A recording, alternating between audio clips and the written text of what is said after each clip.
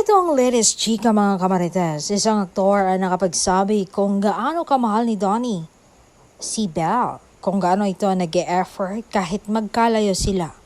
Ito nga ang chika ng aktor. Alam niyo si Donnie, laging video call yan kay Belle. Paggabi yan, baby time na. Nang 1 oras o 2 oras. Pag wala kaming shoot, ganon sila. And si Donnie, babae talaga yan. Pag miss na niya yung pamilya niya at yung nobya niya, si Belle.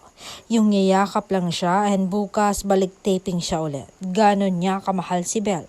Kinikilig nga ako sa kanila dahil kitang kita ko kung gaano sila ka-in love sa isa't isa.